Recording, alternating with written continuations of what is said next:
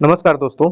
आज इस वीडियो में हम CHSL की वैकेंसी जो एसएससी के द्वारा दी गई है उसी वैकेंसी के बारे में बात करने वाले हैं। उसकी नोटिफिकेशन का हम लोग फुल डिस्कशन करेंगे। उसमें क्या एज क्राइटेरिया रखा गया है, कौन कौन से जो डॉक्यूमेंट है वो लगने वाले हैं, उसके अलावा क्वालिफिकेशन क्या रखी गई है और सैलरी क्या मिलेगी, कौन कौन से पोस्ट हैं, कितनी सीटें हैं, ये सभी डिटेल के बारे में हम इस वीडियो में बनाने वाले हैं, बताने वाले हैं आप लोगों को। तो चलिए शुरू करते हैं। सबसे पहले हम इम्पोर्टेंट डेट के बारे में बात कर लेते हैं। तो CHSL के जो फुल फॉर्म होता है वो combined higher secondary 10+2 level examination 2025 होता है। यहाँ पे डेट्स ऑफ सबमिशन यानी कि ऑनलाइन करने का जो डेट है वो 23 तारीख से शुरू हो गया है और लास्ट डेट इसका 18/7/2025 है, जो कि रात के 11 बजे तक आप कर सकते हैं। अगर जो कोई फॉर्म भर देता है और पेमेंट नहीं कर पाता है तो पेमेंट करने के लिए 19 तारीख का स्पेशल डेट रखा गया है। 19/7 को पेमेंट कर सकते हैं जो अप्लाई किए हुए हैं। यहाँ पे जो करेक्शन का जो डेट निकलेगा वो 23/7 से और 24/7 के बीच में होगा। पहला एग्ज़ाम का डेट भी दे दिया गया है क्योंकि इसमें दो तरह के एग्ज़ाम होते हैं, एक टीयर 1 का एग्ज़ाम होता है और एक टीयर 2 का एग्ज़ाम होता है।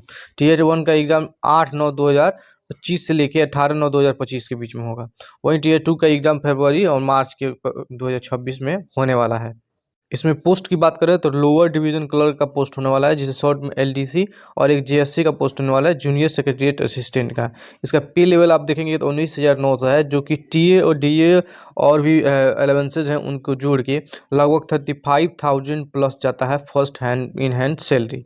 उसके बाद से अगर जो अगला पोस्ट देखें तो यहाँ पे डाटा एंट्री ऑपरेटर है, ये सिंपल है और यहाँ पे 25,500 इसका बेसिक पे है और ये जाता है 45,000, 40 से 45,000 के करीब में इसका जो सैलरी है वो जाता है सब कुछ जोड़ के। उसके बाद data entry operator grade A, बहुत सारी मिनिस्ट्रीज़ में, सेंट्रल गवर्नमेंट की मिनिस्ट्रीज़ में ये जो ग्रेड ए का जो की भर्ती किया जाता है उसके लिए वैकेंसी निकाला गया है। तो उसमें भी इसका सैलरी उतना ही मिलने वाला है, लेकिन ये जो होगा वो जल्दी प्रमोशन करके और सेक्रेटरीट मतलब में आप जा सकते हैं। इसमें प्रमोशन करके अच्छा खासा इसमें इंसेंटिव है।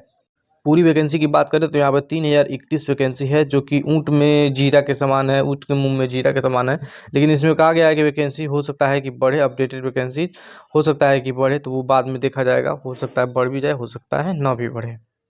फॉर्म भरने के लिए आप लोगों का जो उम्र है वो 1/1/2026 तक उम्र की जो गणना की जाएगी वो 1/1/2026 तक गणना की जाएगी। यदि आपको नहीं पता है कि आपका उम्र कैसे चेक करना है तो मैंने पिछला वीडियो बनाया हुआ है, आप मेरे चैनल पे जाके वो वीडियो देख सकते हैं। वहाँ पे आप अच्छी तरीके से रामबाण तरीका बताया गया है कि आप कैसे चेक करेंगे अपना उम्र।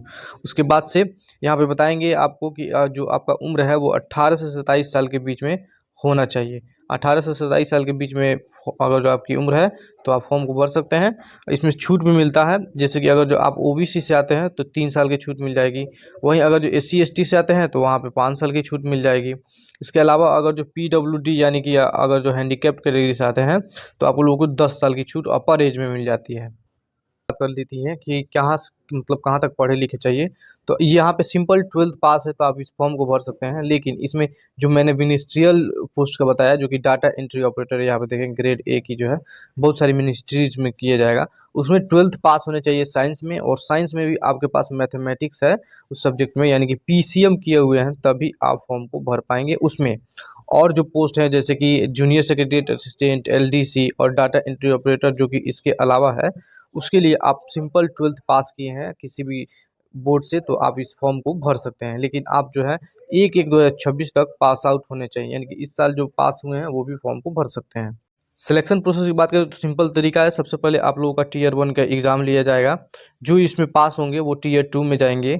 टीयर 2 का एग्ज़ाम होगा। टीयर 2 का एग्ज़ाम होने के बाद से टाइपिंग होगी, जो आपका स्किल टेस्ट होता है। स्किल टेस्ट होने के बाद से तब उसके बाद से DB होगा। DB यानी कि डॉक्यूमेंट वेरिफिकेशन। डॉक्यूमेंट वेरिफिकेशन के बाद मेरिट निकाला जाएगा और मेरिट के बाद से आप लोगों का जो है ज्वाइनिंग लेटर आ जाएगा, वो आप ज्वाइन कर लेंगे। फीस यहाँ पे देखेंगे 100 रुपये का फ़ी लगेगा। किसके लिए?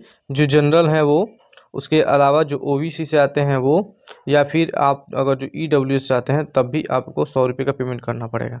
वहीं अगर जो आप SC ST या फिर PWD कैटेगरी से या फिर किसी भी कैटेगरी की वीमेन है, यानी कि किसी भी कैटेगरी, जनरल हो, OBC हो, किसी भी कैटेगरी के वीमेन है, तो आप लोगों को पैसे देने की ज़रूरत नहीं है, पैसे पेमेंट नहीं करने हैं। यहाँ पे देखिए टीयर 1 के बारे में बताया गया है। टीयर 1 में क्या क्या होने वाला है। एक ही सेक्शन होने वाला है।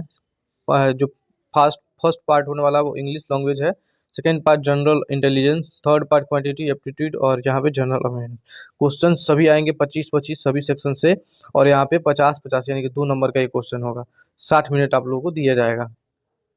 यहाँ पे नेगेटिव मार्किंग भी है 0.50 पे, यानी कि 1/4 का नेगेटिव मार्किंग है।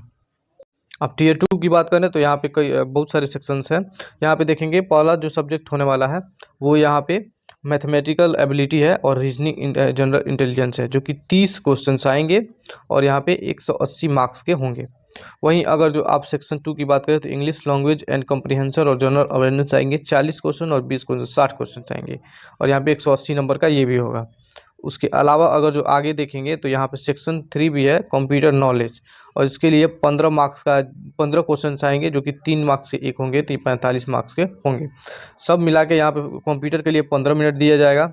उसके अलावा अगर जो सेक्शन 1 और सेक्शन 2 की देखें तो एक साथ में 1 घंटे का समय दिया जाएगा एक सेक्शन के लिए, यानी कि आप इस सेक्शन 1 यहाँ पे है ये जो है 2 घंटे और 15 मिनट दिया जाएगा आप लोगों को। अब ये तो हो गया, तो अब उसके बाद से यहाँ पे टाइपिंग टेस्ट या स्किल टेस्ट मैंने बताया, ये आप लोग करना होगा। सभी के लिए 15 मिनट का टाइपिंग टेस्ट है। टाइपिंग टेस्ट देना और मैंडेटरी है। अगर जो आप डिटेल सिलेबस को पढ़ना चाहते हैं टियर 1 to 2 के लिए, तो इस नोटिफिकेशन में दिया गया, आप डिस्क्रिप्शन बॉक्स में लिंक है, वहाँ से डाउनलोड करके इसे देख सकते हैं। सो कैसी लगी ये वीडियो? अगर जो अच्छी लगी हो तो लाइक करिए, मेरे चैनल को सब्सक्राइब करिए, मेरे चैनल को ऐसे ही नए नोटिफिकेशन के बारे में। अभी अगला वीडियो एसएससी सीजीएल पे आने वाला है, तो आप अगर जो एसएससी सीजीएल की तैयारी करते हैं तो उसके लिए भी आप लोग वेट कर सकते हैं, उस बारे में भी हम पूरी जानकारी लेकर आने वाले हैं। धन्यवाद यहाँ तक आपको वीडियो देखने के लिए, और मिलते हैं अगले वीडियो में, तब तक के लिए बाय बाय।